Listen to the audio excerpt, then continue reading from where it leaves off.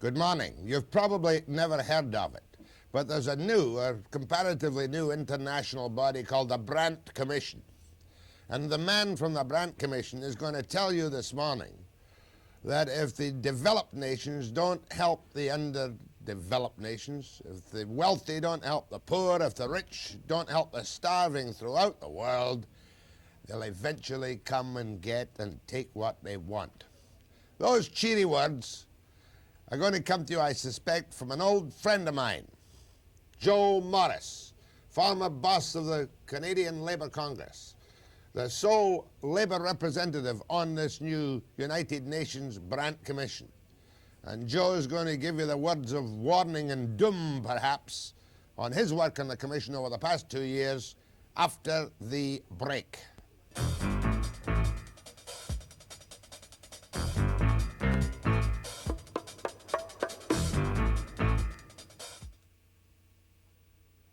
It's a long cry from Local 180 of the IWA at Duncan to being the Canadian representative and the only Labour representative on the Brandt Commission.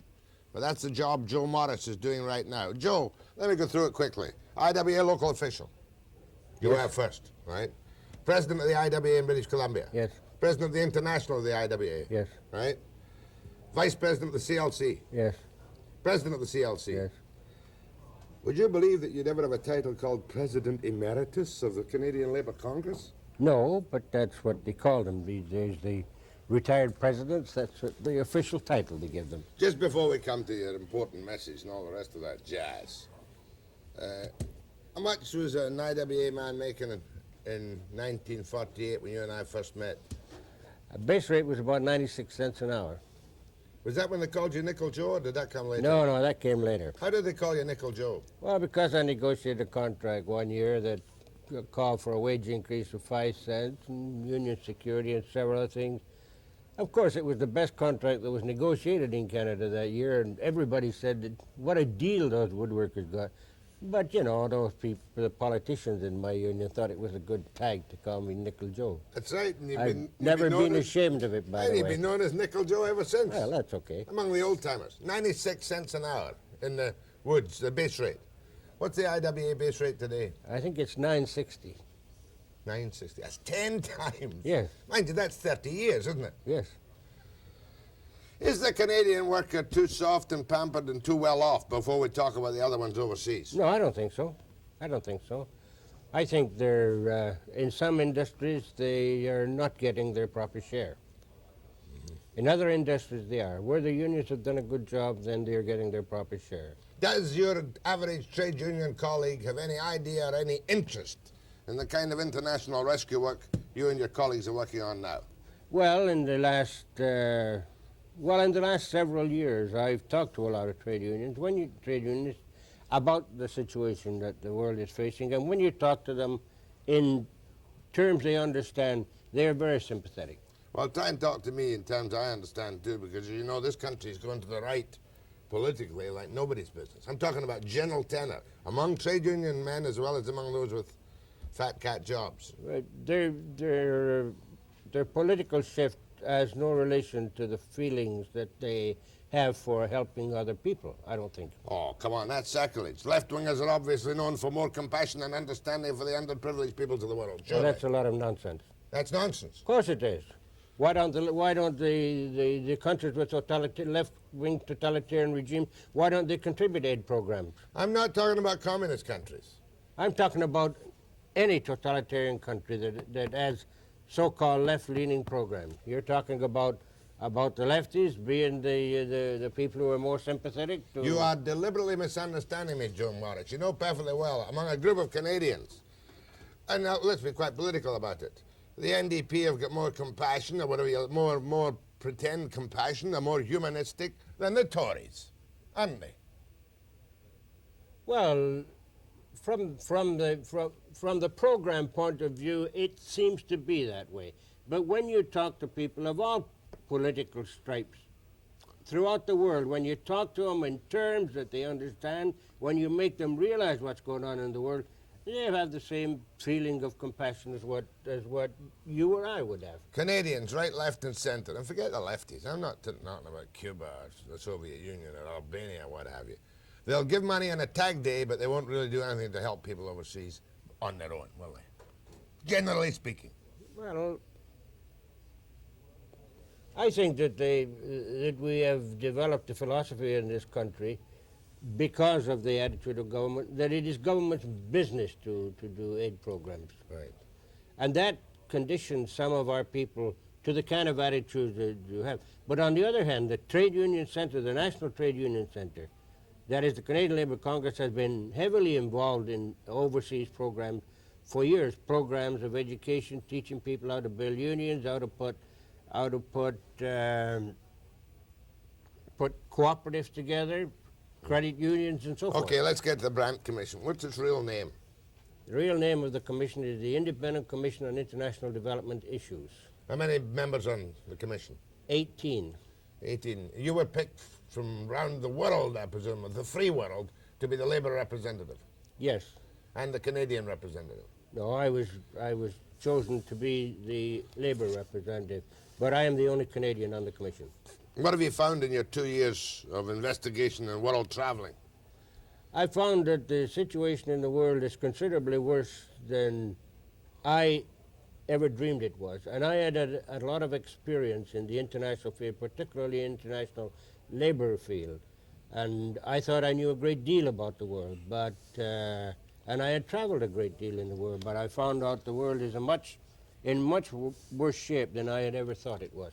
Now, I know Willy Brandt's the chairman. Is this actually a UN commission, or is this a totally independent commission? It's an independent commission, but by agreement amongst the commissioners and as a result of discussions with the Secretary General of the UN, Kurt Waldheim, it was decided that the report, in the first instance, would be presented to the UN and at the same time be sent to all the governments of the member states so that they would know what the report was about. The Commission recommends a 5-year emergency program to avert most serious dangers. What most serious dangers and what program? Well, the most serious danger, of course, is the continuing increase of unemployment, the continuing increase in inflation, the breakdown of the international economic system, and with its attendant dangers of world conflict. You say the breakdown of the economic system. What do you mean? People starving to death because they can't trade? Of course people are starving to death because they can't trade. There is at least 1/5 of the world's population is suffering seriously from hunger and malnutrition. Mm-hmm. And are on, in effect, they're on the edge of starvation. Were my words of doom at the beginning of the program overstated? No, they weren't overstated in the way you said. The inflection that you gave them make it seem a little more that I was a little counseling danger a little more than I actually am.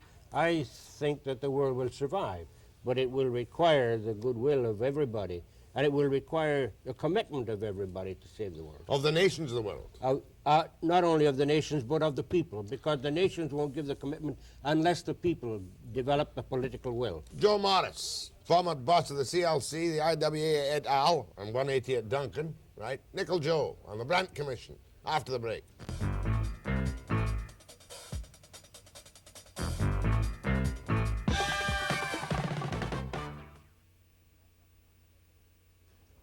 We've joined our full network now, and I better reintroduce Joe. And in case Sid Thomas was just starting to see this section of the program, Sid, you'll be glad to know that I've been calling him Nickel Joe, and he was telling us why he was called Nickel Joe, and he was proud of that nickel settlement. And when was that?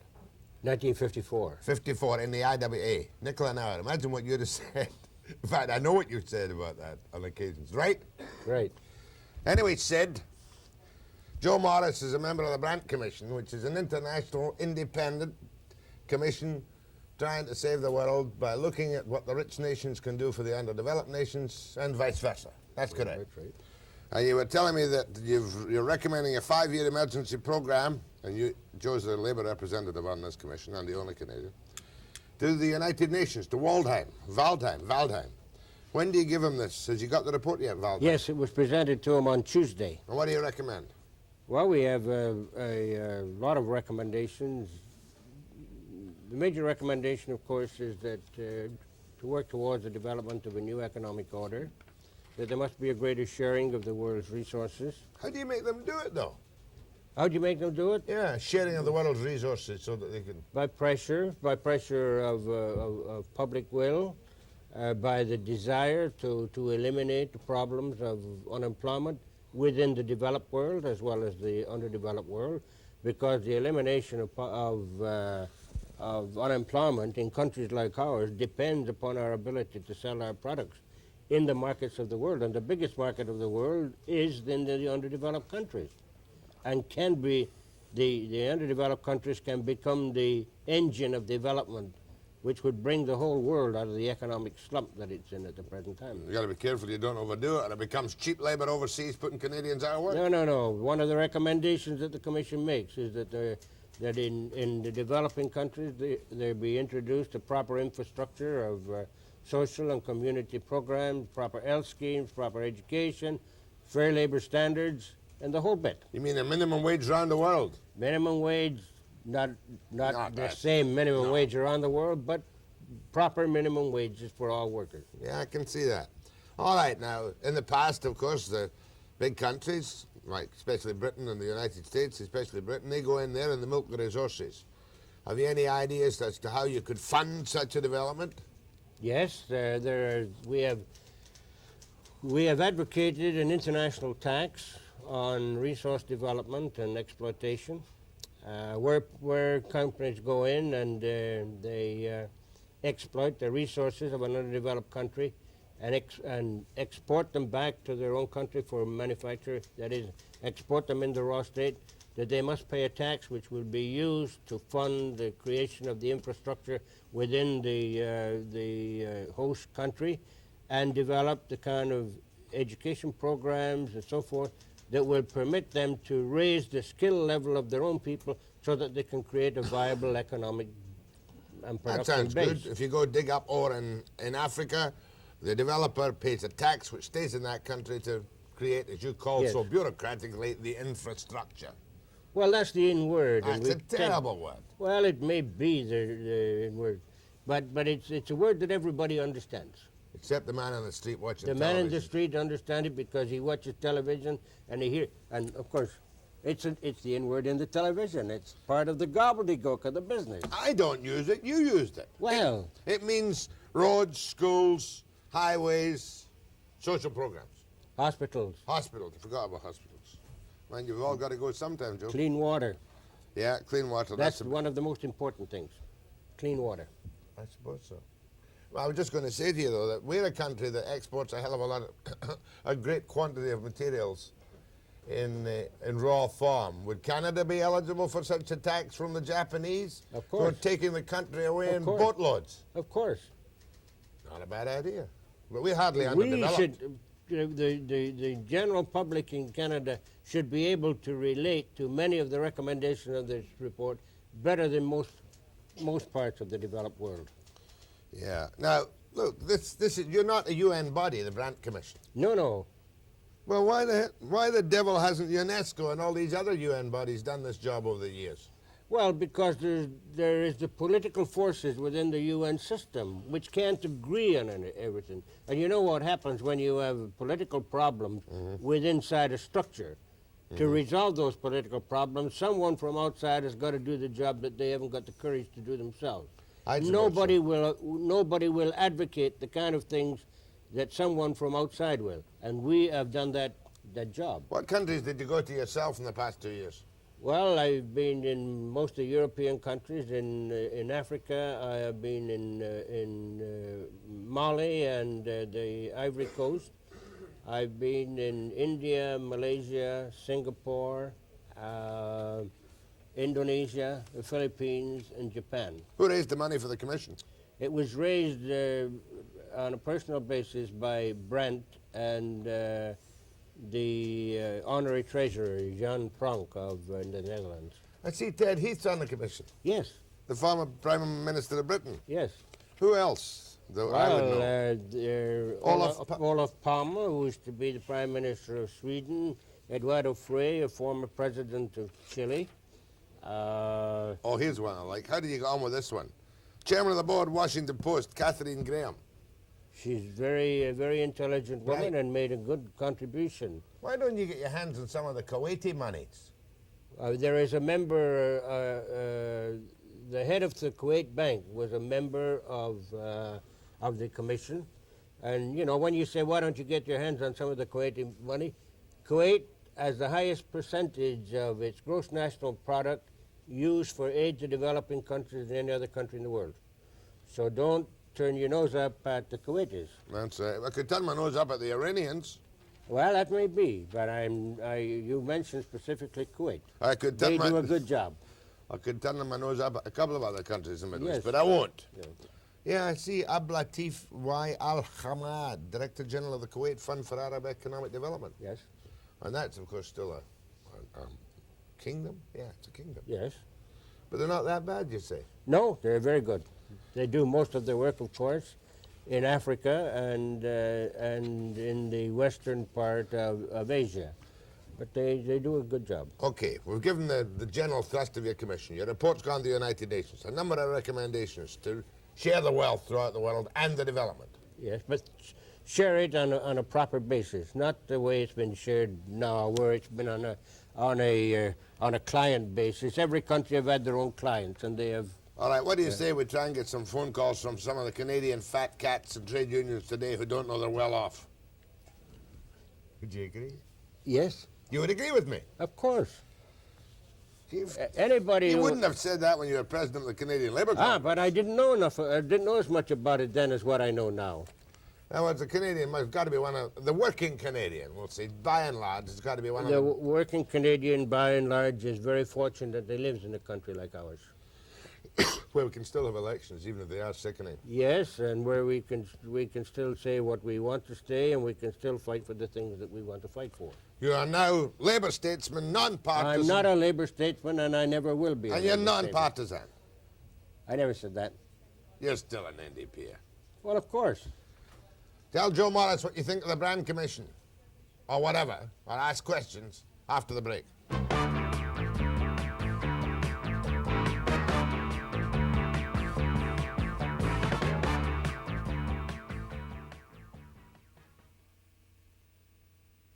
Joe Morris, you don't have a title on this. You're just a member of the commission, the Brandt Commission. Think it'll ever get off the ground? I have great hopes it will. Can't even get the hostages out of Iran. You know, you begin to wonder about the United Nations, don't you? That's a different thing. There are two governments in Iran. Go ahead, please. Good morning, Jack. Go ahead to Joe. I'd just like to ask where the money is coming from for this commission.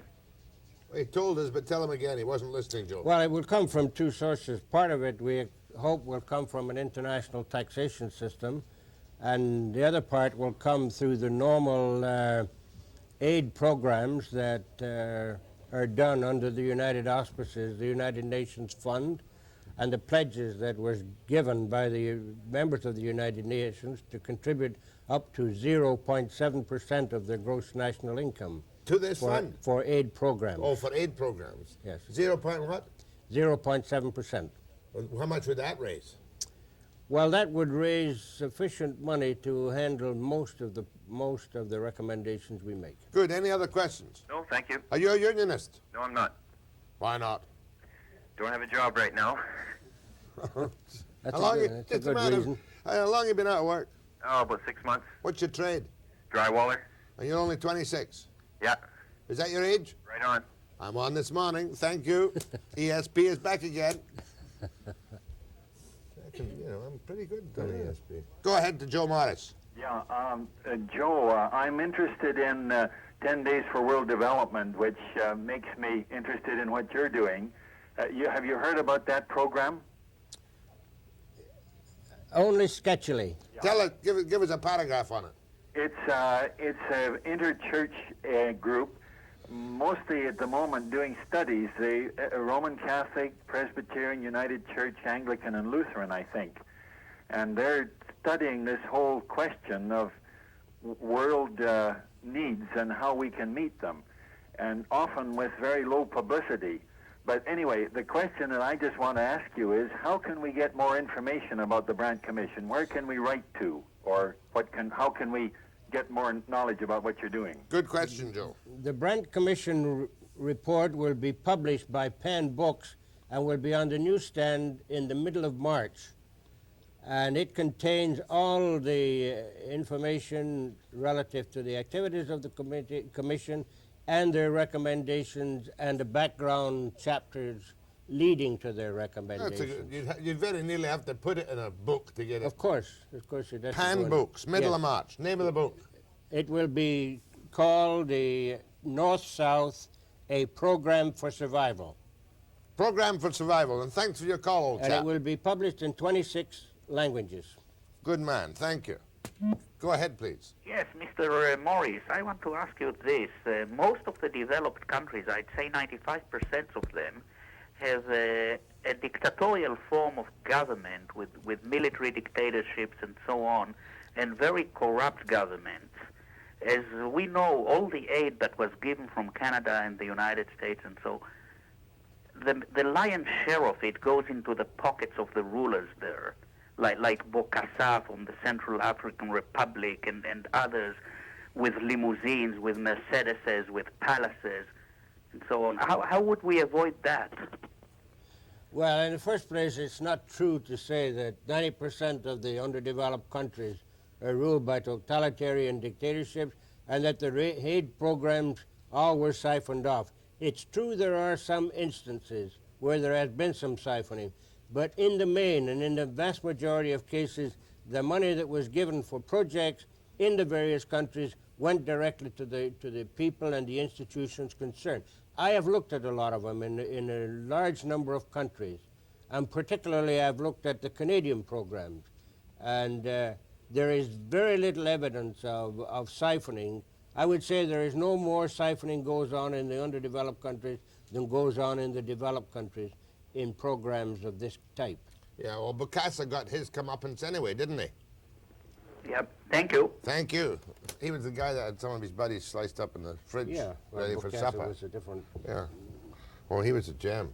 Mind you, in the bad old days, I remember when I was in the Philippines on a couple of occasions, the commonly held belief and stated belief was that of the $1 billion in cash they got from the United States, 900 million went into the pockets of the politicos and 100 million went to the people of the Philippines after the war. And I can believe it.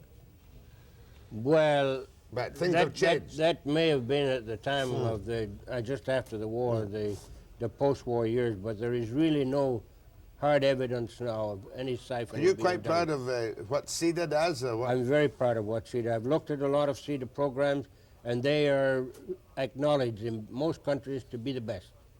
After all, Canada doesn't want anything from anyone, you know. You sure? Ah, You're not on the that- make anywhere? It doesn't seem to be that way, not in the programs that I looked at. Okie dokie. Next call is from, I used to be around here, I'm sure. Ucluelet. 25 or Ucluelet. 26. Ucluelet. Good morning to Ucluelet. Hi. Do you know which churches are going to be in this program? Which Which churches? Are they any? are the churches involved in this program? No, the churches are not involved in this program, but we have had discussions with the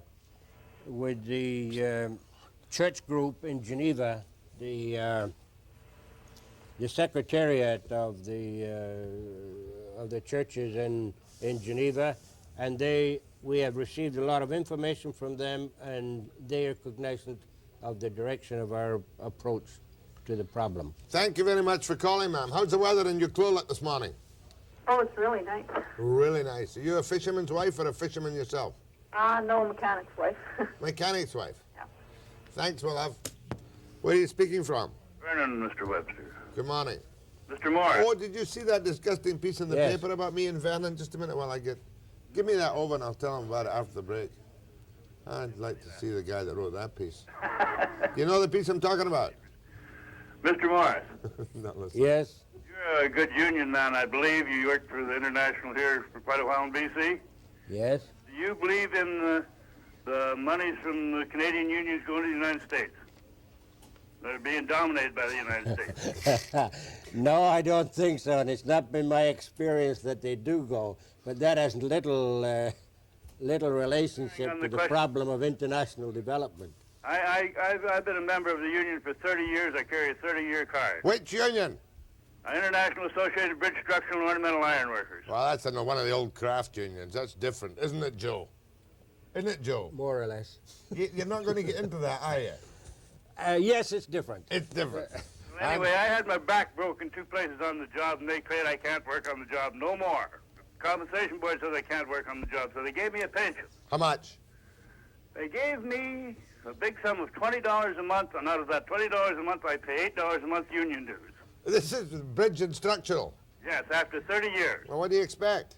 The ITU pension fund went broke altogether. What I like to hear is when you get all these government employees on saying how small their pensions are. Listen, the government employees are home free, least work, most money index pensions. Right. Isn't that right? Think that somebody could do something I don't for think so. Canadian people? To the overseas people? There's a broad picture you got to look at. But I know what you're trying to tell, Joe. Oh, just before we take the break, some creature in Vernon wrote a letter to the papers. And at this point, he says at the end of the letter, I would suggest that Mr. Webster learn to speak English, and then learn some manners, and then retire, as he must be an old has-been by now. So goodbye, Jack. It says on it, say goodbye, Jack Webster.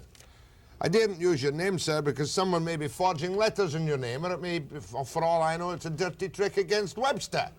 See?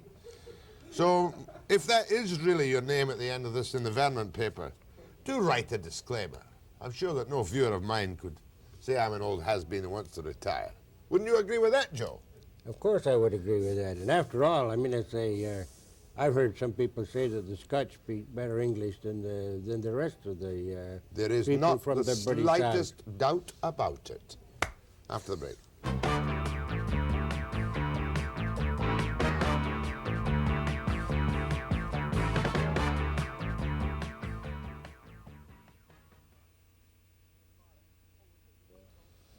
Mr. Morris. Oh, we're taking some calls to Joe. Joe Morris of the Brandt Commission, former head of the CLC. Go ahead, please. Hello. I would like to comment on what the conversation is all about this morning. I think that what the developed countries are doing is very beautiful, humanitarian, and it's very nice. The only thing is that I believe that all this money and all these efforts are going to waste. Unfortunately, the developed countries don't understand the mentality of the underdeveloped countries' people. And if the money doesn't go to the politicians like the other gentleman commented before, then it's just somehow wasted. Which country are you talking about? Well, for instance, I lived in Venezuela for a while, which is not a really underdeveloped country. So the poor people there are, their mentality is so different.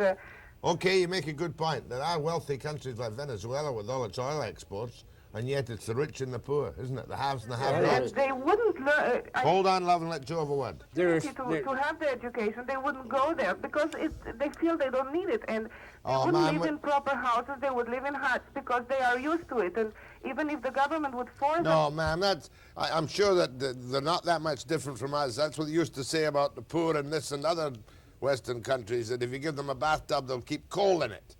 You know, that's nonsense. Hold on a second. But there are many developing countries.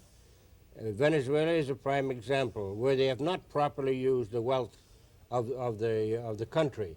There are others, Singapore, Malaysia, developing, getting quite into the almost middle strata of the developing countries. They are using their money very well. They are upgrading their education programs. They're upgrading their social services. The housing situation in Singapore is one of the best in the world. Mm-hmm. And they are using their money wisely to educate and prepare their people to mend the skilled industries. Well, I mean, I was right about the coals in the bathtub. Sure, some people you've got to teach them that the bath is for bathing and not for keeping coals in. There are parts of this country where they still have outhouses, you know.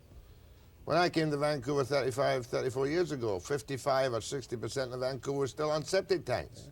And it's, I remember once English Bay was closed. I helped to close it because of 50 million gallons or whatever it was of raw sewage pouring into the swimming area. It's not that long ago. in Montreal, 90% of the raw sewage goes right into the St. Lawrence River today. Yeah, we have a fair bit that... No, I think the Fraser's not too bad now as far as sewage is concerned, but enough of that. Last call to Joe Morris. Yeah. Last call for Joe Morris. Right up. Go ahead. Hello. Yeah, I'm a recent landed immigrant from the States. Yeah, welcome. Thank you. And I was just wondering if Mr. Morris had heard anything about former Senator Dick Clark from Iowa's work in North-South relations and aid to underdeveloped countries. Yes, I have heard some of the work, but the North-South Institute is doing some work, but they are not in a position to really tap the real problems of the world, like this Brandt Commission was done. Listen. We hope that the North-South Institute will use their material in their programs for development. How long have you been up here now? Almost a year. What's your trade?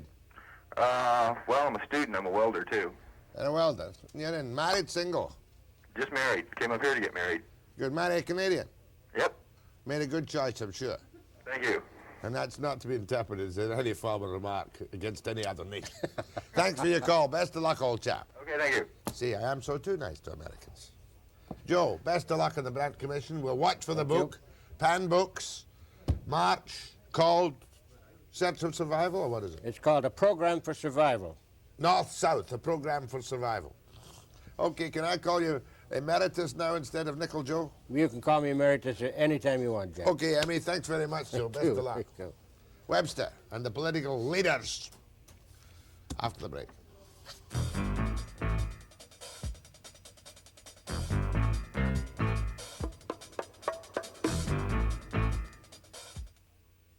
On this, the Webster Show's final day of broadcasting before the election Monday, going to give you a recap of each of the party leaders in the order of Clark, Broadbent and Trudeau. Some of you may not have seen all the programs or all of the complete interviews on this station. Going to see a bit of it for this morning. Make up your own mind which way you're going to vote. And the man I'm going to start with is Joe Clark, the Prime Minister. And I had just asked him if he'd blown the election, if he'd muffed it. He said,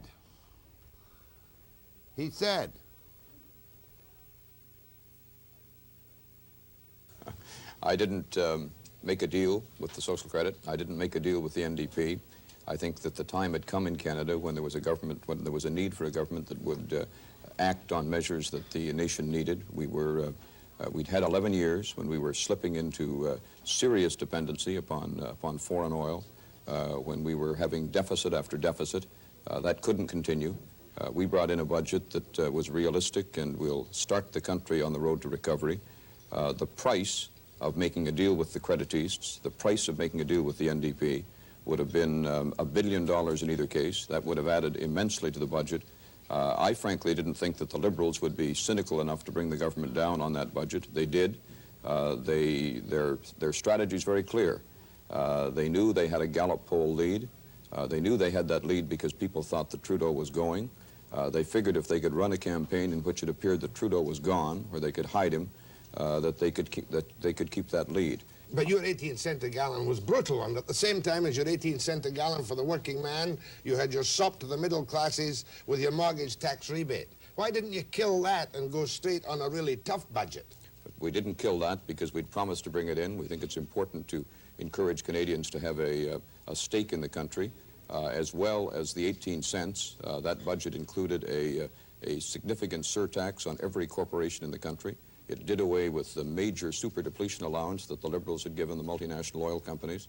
It imposes a $6 billion new tax over 4 years on oil companies as a result of the money that will come to them from price increases, every cent of which we intend to put back into Canadian ownership of Canadian resource development. So it was a budget that faced reality today and that was planning for building Canadian energy and economic strength in the future. And indeed, we'll be going back to a period the Liberals destroyed 20 or 30 years Fact ago. remains, of course, that 90% or 99% of our oil industry is owned by the multinationals, But you know and you why can't that, escape it. You know why that is. That is because successive years of Liberal tax policy encouraged American multinationals to buy out small Canadian companies. Our policy is exactly the opposite.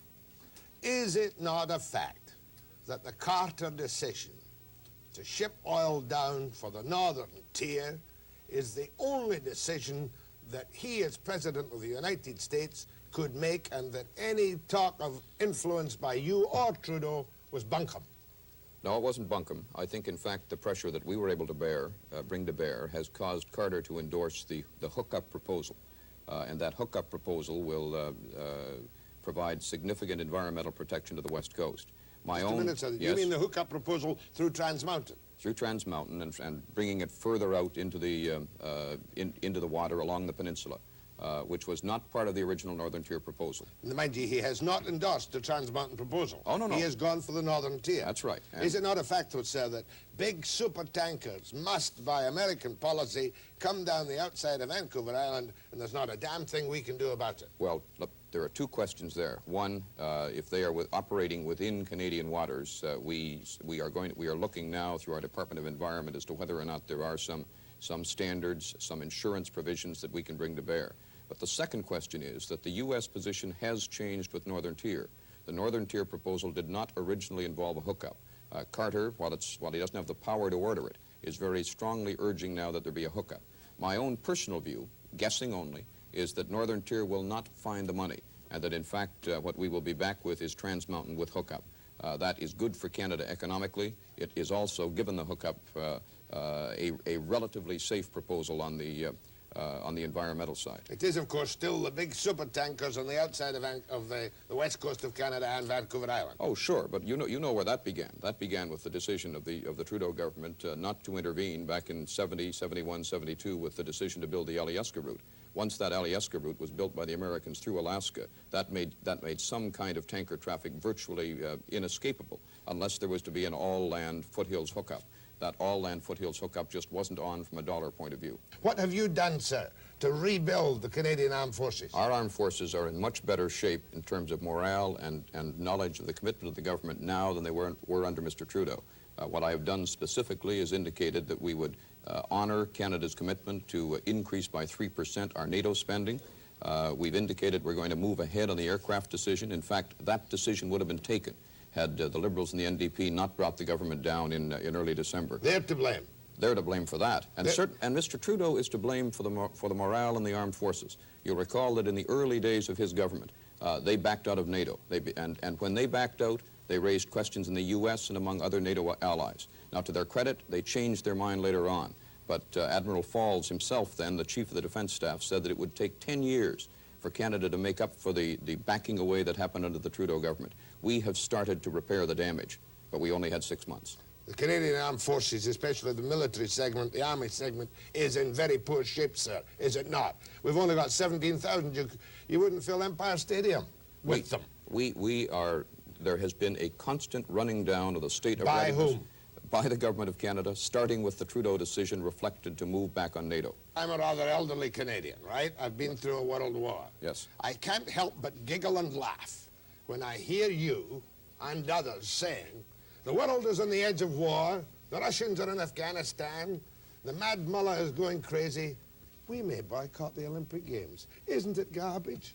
No, it's not garbage at all, because what we've got to do with the Russians is indicate that we've got to find some way to get through to the Soviet citizenry. By boycotting the Olympic Games? It's the only thing the Soviet citizen will understand. This is the only weapon we have? No, we've got a lot of other weapons, but the impact of the other weapons can be disguised from the Soviet citizen in a country where the press is absolutely controlled. Have you made a decision yet? Will you urge Canadians, if Carter gives the lead, to boycott Olympic Games? Yes or no, sir? I made the decision earlier than the President announced his, that we were coming down very strongly for a change in the site of the Games. That remains my number one objective for this reason.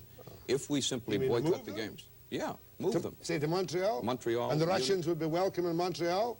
the Russians would be welcome to participate, sure. I Not don't know much that of- they would. I Not don't know much that of they a would. blow to them, is it? Certainly it is, because they have lost the prestige of having the games in their country. And what is important to this, Jack, is that it's not just diplomatic game playing, as a lot of the rest of it is. Sounds like nonsense. Oh, no, but this would be known to the Soviet citizen in the street. Pravda can hide almost everything else from them. They can't hide the taking away of the games. I keep talking about the Eastern Media Mafia. The room is full of them. And they've been kinder to you this time than the last time.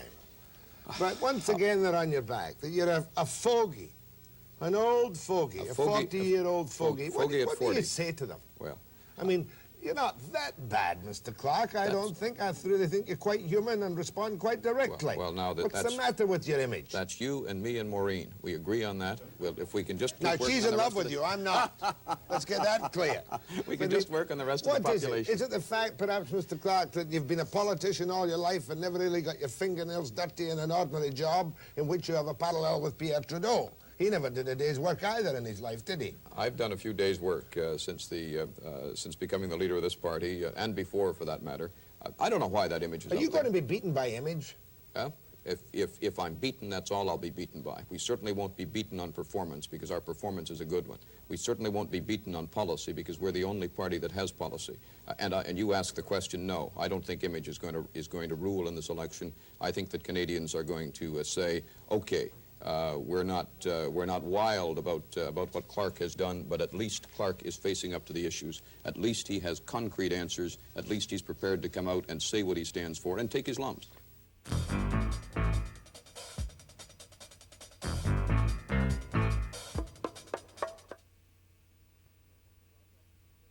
When Mr. Broadbent, leader of the NDP, was in the studio, I asked him the cost of the promises. He didn't know. He kept his word. He told me cost of the NDP promises, approximately $1.5 billion, and affordable under their tax system, he says. And here's Webster, Mr. Broadbent, on the NDP promises for Monday.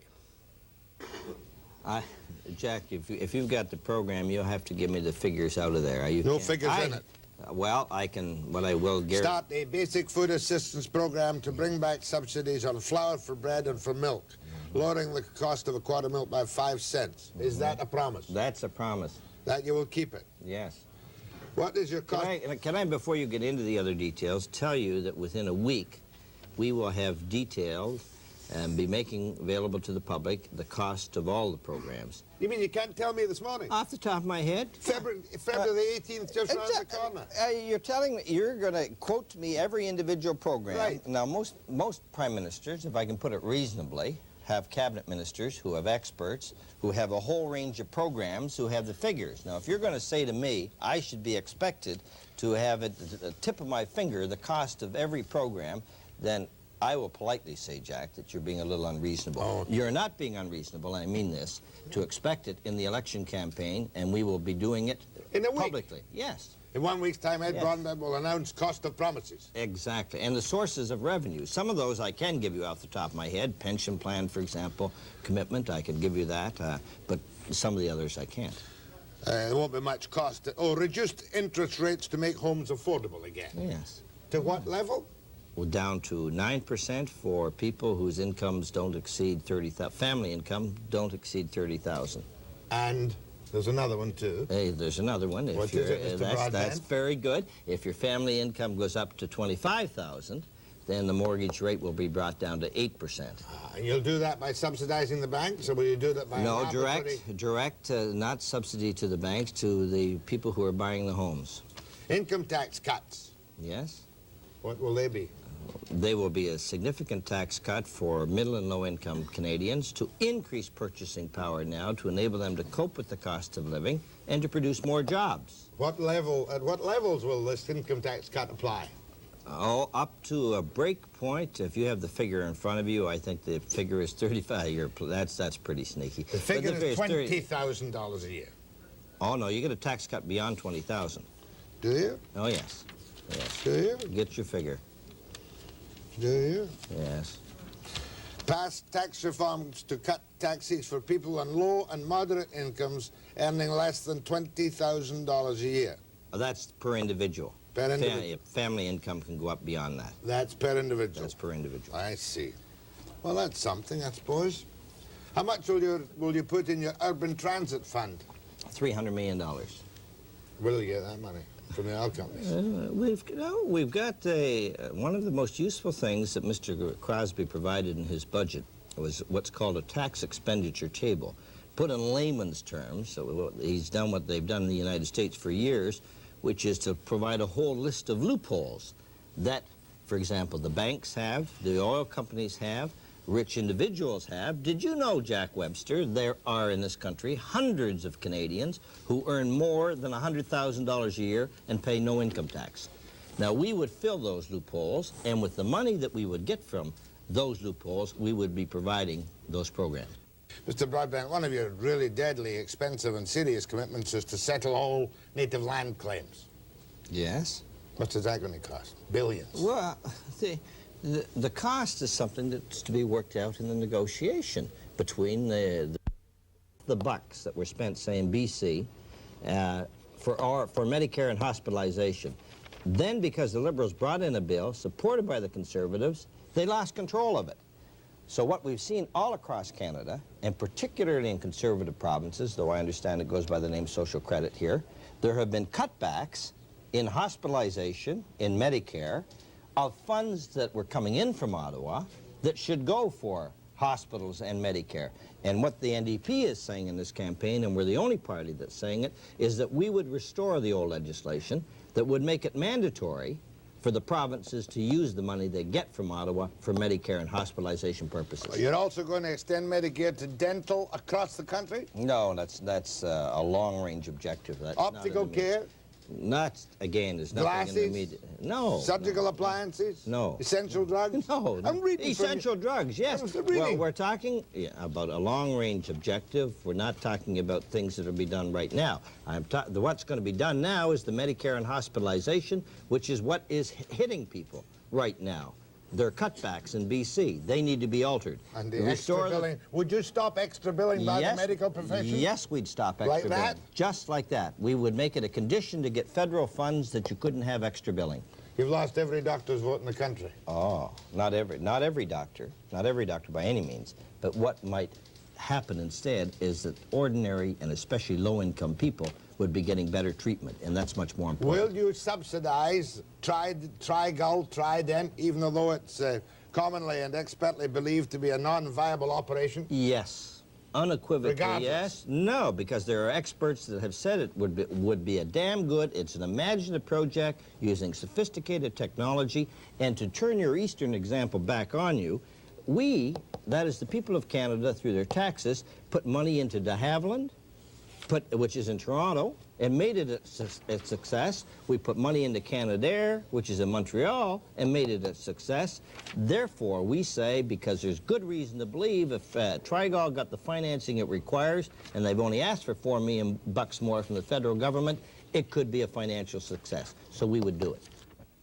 Would you remove, I think you'd be wrong, would you remove the mandatory 65-year-old retirement provisions from the law? Yes. You would? Yes, we would. I think the guy won't even get a chance to walk away from his job now without his wife nagging him saying, you can work on. Another non sequitur. You're a Scot. You know, some of the greatest logicians in history have come from Scotland. And they're practical. They're practical, but illogical. What man comes home at 65 and he says, I'm going to retire? You're going to make a reasonable man like me shout at you in a second. And his wife says, you don't have to retire. Back to the plant. Exactly. We want to remove the mandatory requirement to give him freedom because we think that a man or a woman should have the right to decide. I want to stress, too, that Mr. Broadbent kept his word. Cost of his promises from resources he outlines, $1.5 billion. It wasn't quite fair to put that on the little nag at the beginning, but I just want to make the record clear. He came up with the figures as promised. Next, Pierre Trudeau.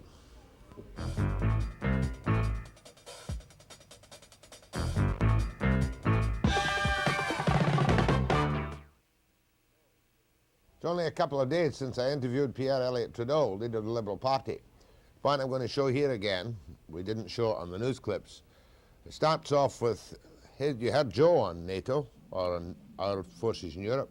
Now Pierre Trudeau starts off with a question from me about the state of our armed forces. Consistently, for some months now, one of the most damning attacks made on your Liberal administration for these many years has been that you allowed the armed forces to run down.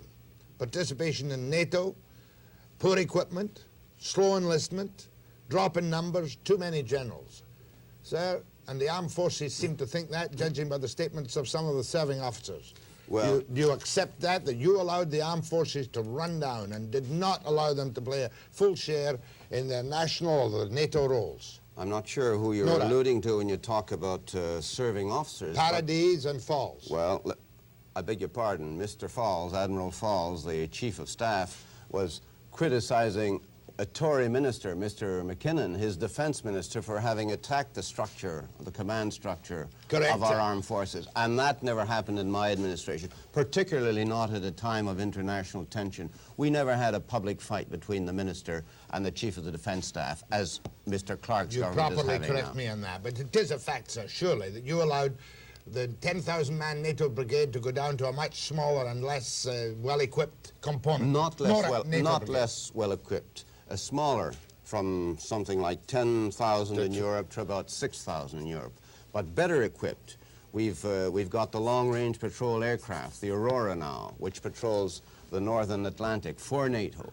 We've got better equipment on the ground. We've got Leopard tanks instead of the old obsolete tanks. We've got armored personnel carrier. We have a few less men, but we have much better equipment, and I believe in a modern army it's better to have good equipment than more men slugging it. Are you saying you kept the armed forces in good shape, sir, and encouraged recruitment and encouraged our major participation in Europe? I kept things in perspective, Jack. I gave a commitment to NATO that we'd increase our armed forces by 3% a year in real terms, and I kept that.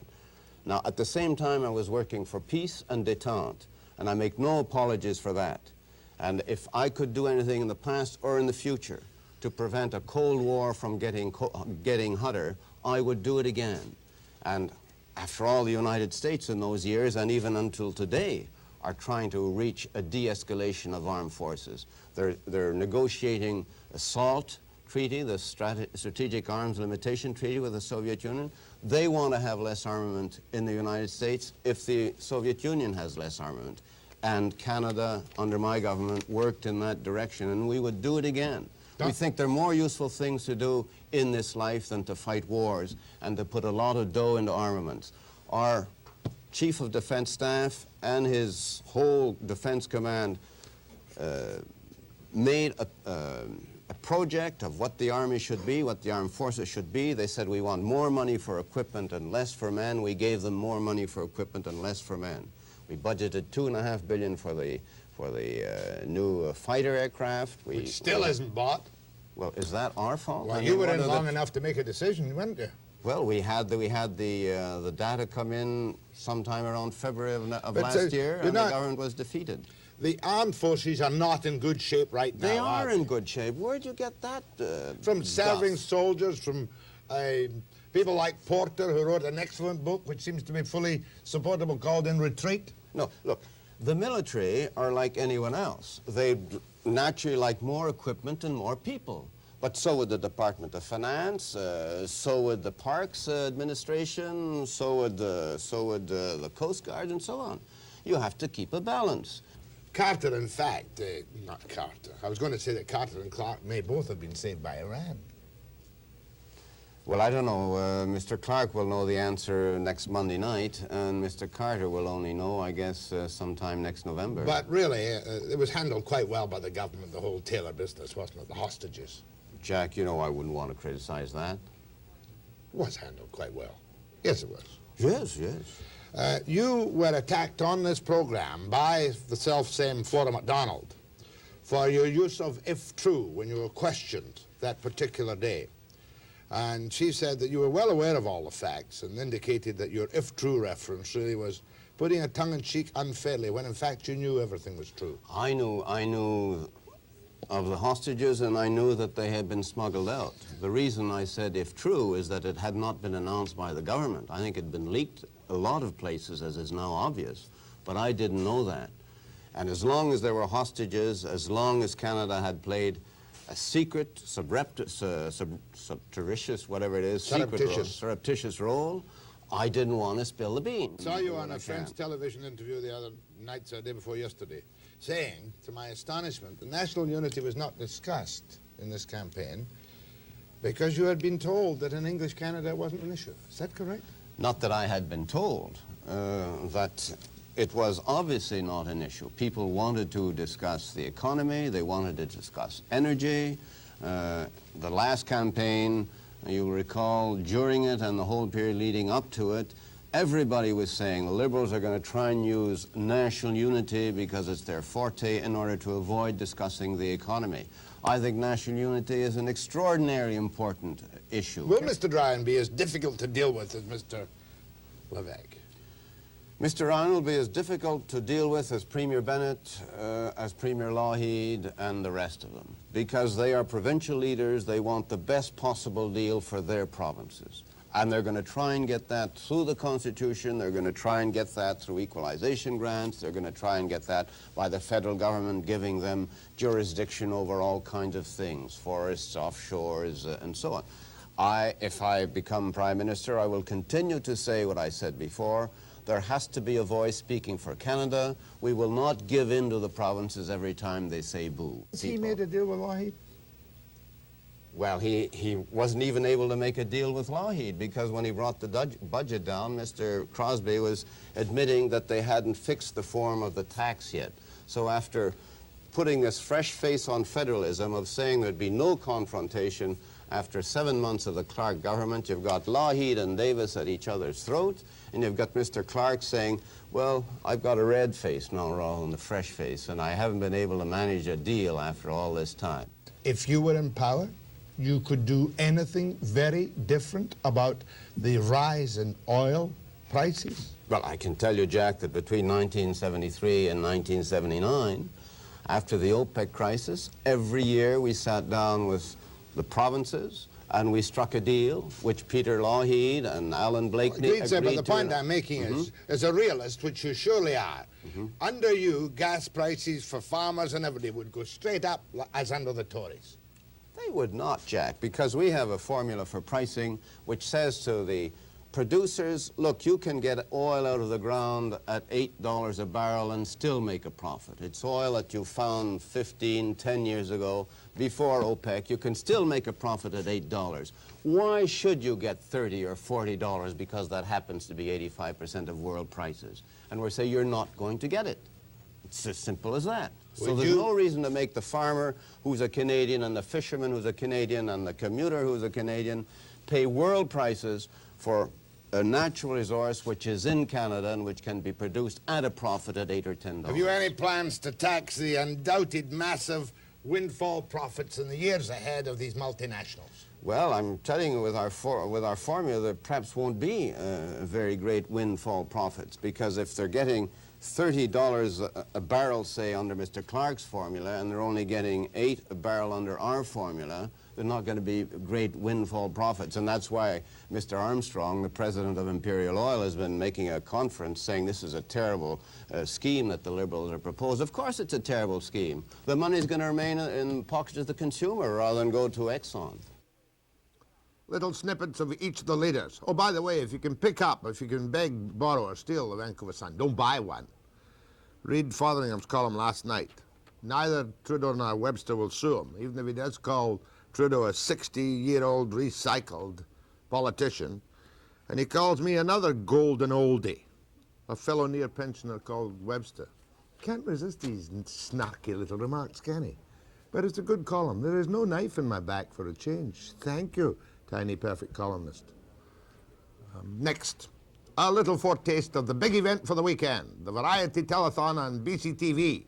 And you're going to meet a delightful little girl on the program this morning, Melanie, a very special person, Melanie Lynn Watson. I'll call your Scott Bills. Full house, 9s and 6s. Not so fast. Full house, kings and queens. Read 'em and weep. The 14th annual Variety Club Telethon starts at 8 p.m. Saturday, February 16 at the Queen Elizabeth Theatre. Rush tickets to the door from 6 p.m. are $3 each. After 8 a.m. Sunday, admission is free. Fantastic cast. You know what it's all about. It's for money for the New Children's Hospital. Now, you're going to meet with Brian Coxford, very special little girl you saw at the end of the last break, Melanie Lynn Watson. She's 11 and a half. Looks much younger. We're here with the Watson family from California. You're up here for the Variety Club. And Melanie, you have a very rare disease. Could you tell us what it's called? I have a disease that is called osteogenesis imperfecta, and it means that my bones break very easily, like glass. So you have to, I guess, walk around in crutches and be in a wheelchair as well, or? Yeah, well, I do scoot. What's that? Well, you sit down on the floor and you move your legs back and forth. Yeah. Mr. Watson, perhaps you could tell us about Melanie's first year. I understand it was a very traumatic one for all of you. However, when Melanie was born, prognosis was 2 weeks, maybe. Very rare disease, isn't it? It was very rare. The doctors, or the delivering doctor and pediatrician down in our area had to do quite a bit of research in a hurry in their books to find out what she really had. And when they found out that it was osteogenesis imperfecta, they really didn't paint too pretty a picture at that time as to her life expectancy. But 11 and a half years later, she's fooling us all. What happened in that first year? Well, in the first year, it was pretty touch and go, I imagine. She wasn't even home. You know, they suggested that she was so fragile that it wouldn't really be the wisest thing to keep her at home, and even suggested possibly donating her to a hospital for research, which we certainly didn't care to go along with that, so we chose to leave her in the hospital and until such time as we could bring her home. And so she spent the first year of her life either in a hospital or in like a nursery that had nurses on duty. And Mrs. Watson, I guess it was, what, about a year after Melanie was born that she came home? Yeah, we brought her home then, and I worked. So I've always worked, so she went to babysitters, and we found some really nice people that took care of her, and I think that's partly responsible for her neat personality. But she's never really been that much trouble. She's had a lot of broken bones, like when she was younger. Mm-hmm. She broke a lot, but lately she hasn't. In fact, it's been almost 2 years, I think, since she's broken anything. And then she broke that because she fell out of bed. That was on Halloween.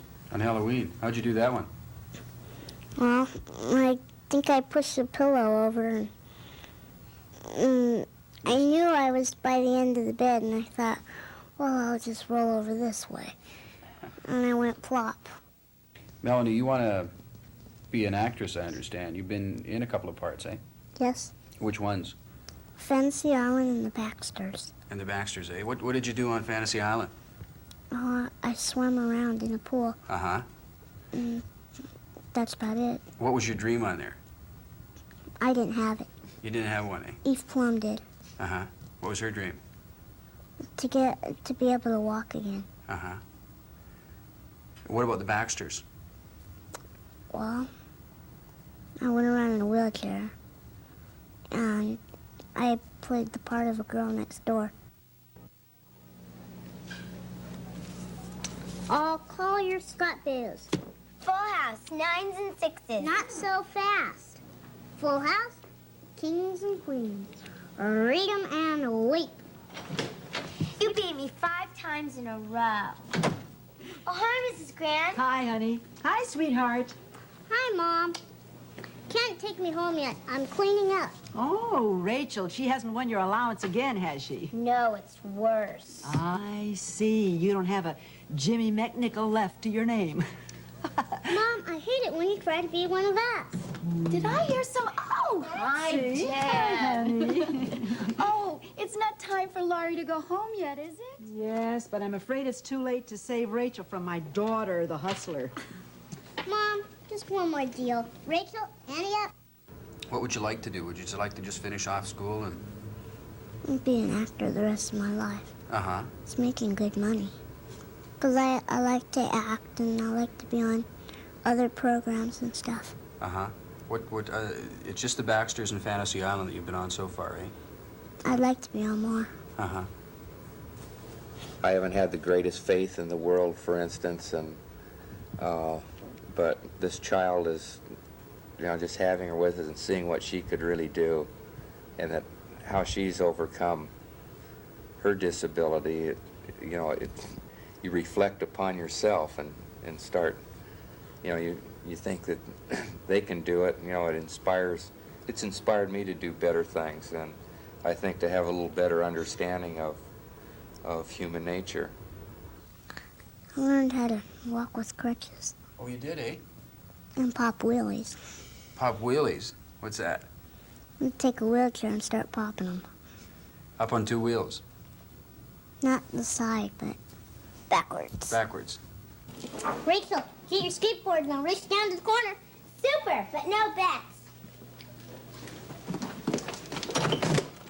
Hey, you two, be careful. Sure, Mom. I'll meet you by the car. Bye, Mrs. Baxter. Bye, my darling. Delightful Melanie Lynn Watson.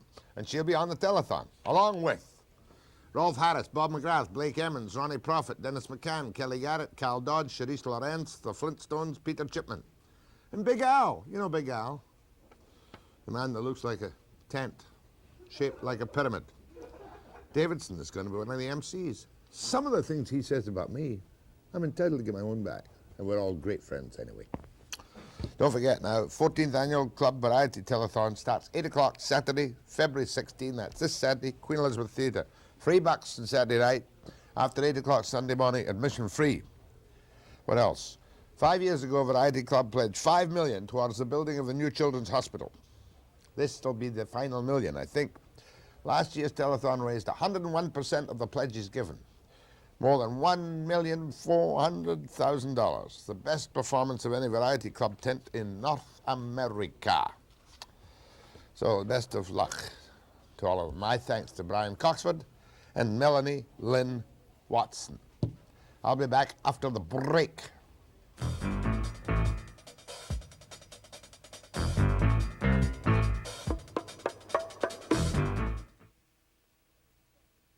A couple of weeks ago, we did a walkabout at the Penn, BC Penn, New Westminster, the closing down of that institution. So this morning, just as a kind of gesture, I knew that the last 6 prisoners were going to be evicted from the BC Penn, kind of. So I sent Big John Koenig and Max, what's Max? Lindenthaler. Is that right? Down to get me a shot of the very last prisoners coming out of the BC Penn, which is a very, very old place indeed. And they got the shots of the prisoners. Here they come now. There we are. We're watching the very last 6 prisoners presently going now as they close the gates on the BC Penn to prisoners and convicts forever plus 1 day, they tell us. And these 6 prisoners are going to Kent, the new maximum security, I think it's maximum security institution, up the valley.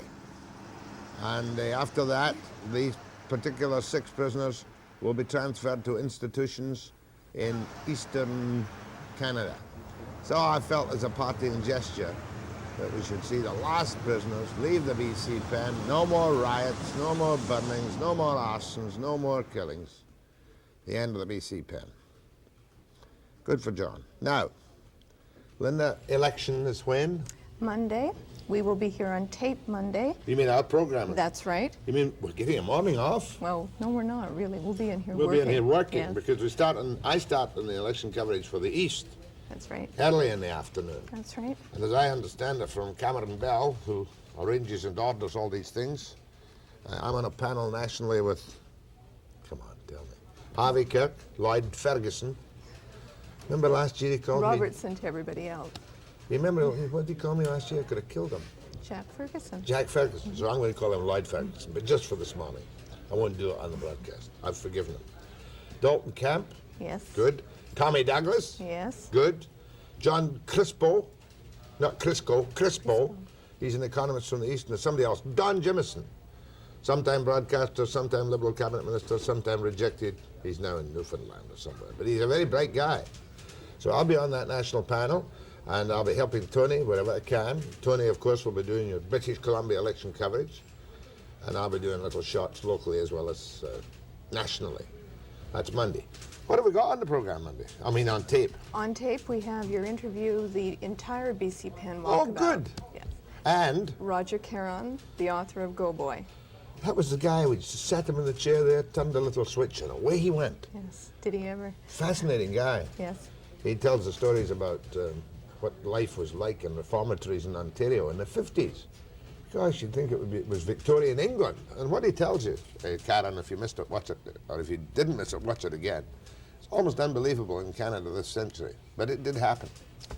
So that's Telethon when? Saturday night? Saturday night through to And Sunday afternoon. Rebroadcast, and then the election coverage, the best, the biggest, the fastest, the most succinct on BC television, the moment the polls close on the West Coast here. See you then. Thank you, and good morning.